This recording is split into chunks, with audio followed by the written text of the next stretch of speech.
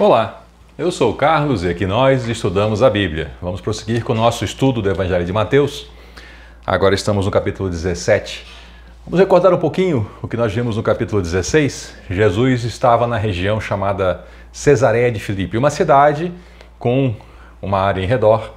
E nesse lugar aconteceram alguns eventos, como por exemplo a declaração de fé de Pedro, mas também a declaração infeliz de Pedro, tentando afastar Jesus do seu ministério, do seu propósito. E então, no finalzinho do capítulo 16, Jesus anunciou para aqueles discípulos que alguns deles não morreriam sem ver o Filho do Homem vindo em seu reino. Então, no capítulo 17, 6 dias depois da declaração de Jesus, que alguns ali o veriam em sua glória, em seu reino. 6 dias depois, ele levou consigo só alguns dos seus discípulos, Pedro, Tiago e João. Enquanto eles observavam, eles foram para o alto de um monte bem alto. A aparência de Jesus foi transformada e ele então apareceu para eles de maneira gloriosa. Diz aqui a Bíblia que o rosto dele brilhava como o sol e as suas roupas eram brancas como a própria luz. E de repente então surgem mais duas pessoas ali com Jesus, Moisés e Elias, e começaram a falar com ele. É muito interessante que sejam esses dois que ali aparecem. Elias, conforme nós já estudamos, foi um homem que não morreu. Elias foi levado vivo para o céu, assim como Enoque. Apenas os dois, nós temos relatos de que não morreram. E Moisés foi um homem que morreu, um grande líder de Israel, e ele teve a possibilidade de ver a terra prometida, mas não entrou nela. Ele morreu antes, ele vislumbrou tudo do alto de um monte, e então ele morreu e o seu corpo foi ocultado. Existe um relato bíblico em outro momento a respeito de uma disputa pelo corpo dele, uma disputa entre forças espirituais mesmo. E esse Moisés então aparece e conversa com Jesus junto com Elias. Nesse momento, Pedro, que era sempre notoriamente o mais falante e o líder do grupo, ele exclamou: "O Senhor, é maravilhoso estarmos aqui." Ele percebeu o quão fantástico era aquilo. E talvez Pedro tenha, naquele momento, tido uma lembrança de uma festa muito comum entre os judeus, uma festa anual chamada Festa dos Tabernáculos, onde se montam pequenas barracas, acampamentos, para lembrar a época lá do deserto, exatamente a época de Moisés.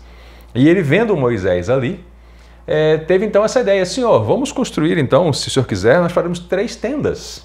Uma sua, uma para Moisés e uma para Elias."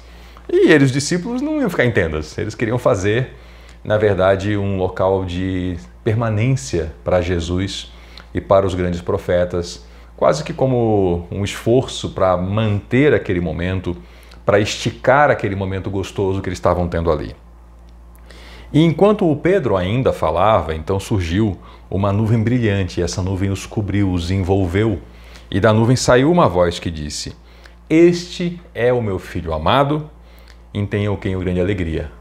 Ouçam-no." Ou seja, não era hora de falar, era hora de ouvir.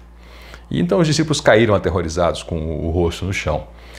Veio Jesus e tocou e falou: "Levantem-se." Eles se levantaram, olharam ao redor e aquela cena maravilhosa tinha desaparecido, tinha acabado e tudo voltou à normalidade que eles conheciam. Estavam só eles ali e Jesus. "Não tenham medo," ele falou, né? E quando eles desciam o monte, receberam uma ordem de Jesus: "Não contem para os outros o que vocês viram, até que o Filho do Homem ressuscite dos mortos."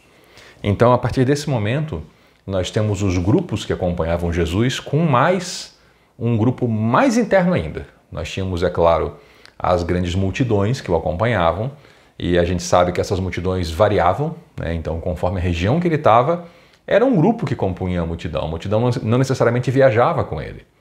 Ele tinha o grupo dos discípulos, era um grupo mais chegado. Nós não sabemos exatamente o número de pessoas que andavam com ele. Dentro desse grupo dos discípulos, tinha o grupo dos discípulos mais chegados, os apóstolos. A palavra apóstolo, né, quer dizer enviado, eram pessoas que ele mandava como embaixadores, que ele comissionava com a autoridade dele, e esses eram 12. E dentro dos 12, havia um grupo que tinha conhecimento de verdades mais profundas, que eram 3. Que verdades eram essas? Esse evento que eles participaram ali. E assim se cumpriu a promessa de Jesus dada lá no final do capítulo 16, que alguns ali presentes não morreriam sem vê-lo chegando em seu reino. Esse foi o vislumbre que eles tiveram da chegada do reino. Não é a hipótese de alguns que existem apóstolos que são imortais e que ainda estão entre nós, caminhando pelo mundo de forma oculta. Não é isso. Na verdade, foi esse evento que mostrou o cumprimento da palavra de Jesus Cristo.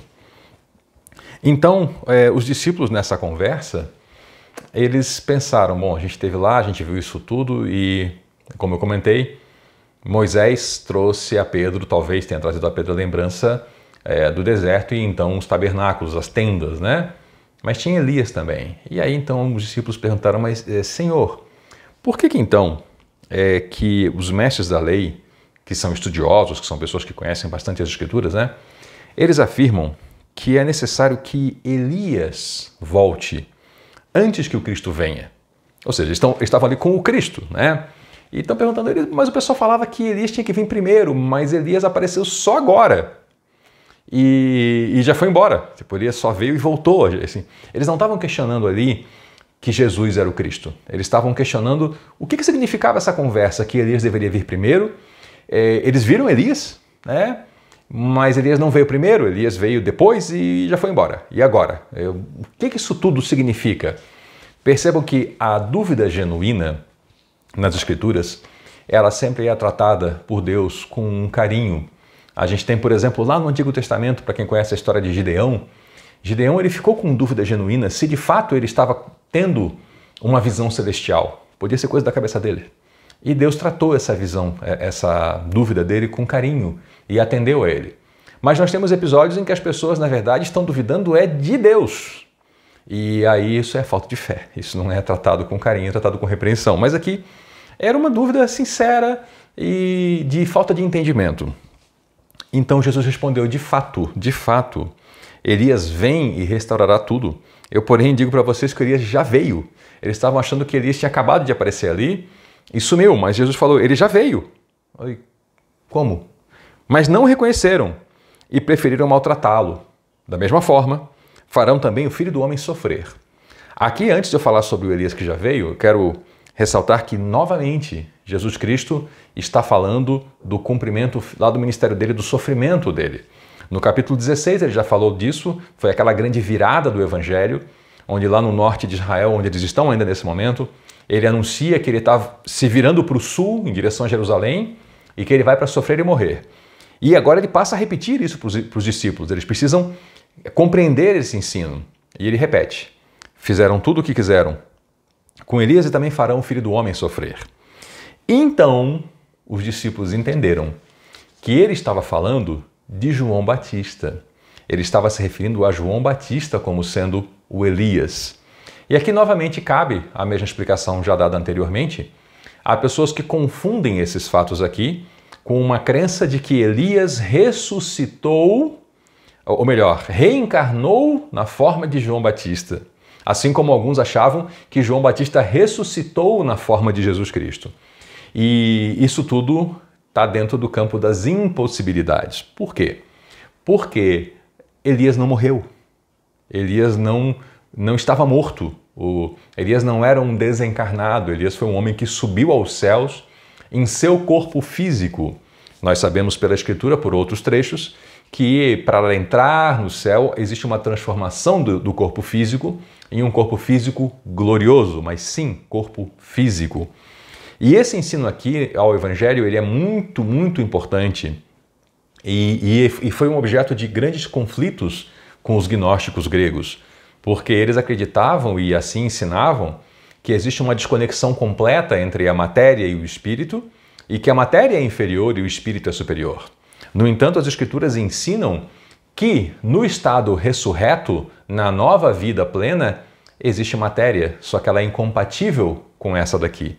Tanto que Jesus Cristo, veremos ainda, quando ele ressuscita, ele não volta na forma de um fantasma, de uma alma penada, não volta na forma de um espírito vagando, ele volta em forma física, corpórea, ao ponto que ele se alimenta, ele come com as pessoas.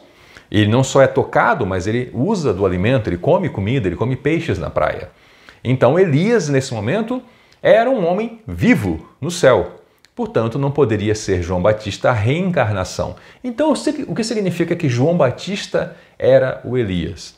Isso aqui é uma força de expressão, uma expressão de linguagem, em que Jesus Cristo está dizendo que João Batista era um homem revestido do caráter, do poder de Elias e dos atributos de Elias. João Batista dava continuidade ao ministério de Elias. Houveram diversos profetas no Antigo Testamento, alguns nós nem conhecemos os nomes, eles só passaram pela história. Alguns poucos deixaram escritos. Então temos os escritos dos profetas no Antigo Testamento, como Isaías, por exemplo, como Jeremias. E Elias teve seu ministério continuado por João Batista. Eliseu foi o sucessor de Elias, mas por Jesus Cristo nós ficamos sabendo que quem realmente o sucede e continua aquele ministério na mesma linha de trabalho é João Batista. Esse é o significado que João Batista é o Elias que não foi reconhecido. Por quê? Porque enquanto João Batista estava na terra fazendo o seu serviço vivo, Elias estava no céu, em corpo, vivo, oficiando diante de Deus também. Então, por isso nós sabemos dessa impossibilidade de tratar João Batista como a reencarnação de Elias, da mesma forma como Herodes acreditava que Jesus Cristo era a ressurreição, o ressurreto de João Batista. Nós sabemos que isso não era possível, isso é equivocado. Os dois eram duas pessoas diferentes. Muito obrigado por nos acompanhar até aqui. Aproveite para se inscrever no nosso canal, conheça também nossos outros vídeos. Temos toda uma série aqui já trabalhada do Evangelho de Mateus. Deixe o seu joinha, ative aí o sininho das notificações, comente, compartilhe esse vídeo e volte na próxima, onde nós vamos continuar no capítulo 17 do Evangelho de Mateus. Tem sido um prazer, muito obrigado por sua companhia. Eu sou o Carlos e aqui nós estudamos a Bíblia. Até a próxima!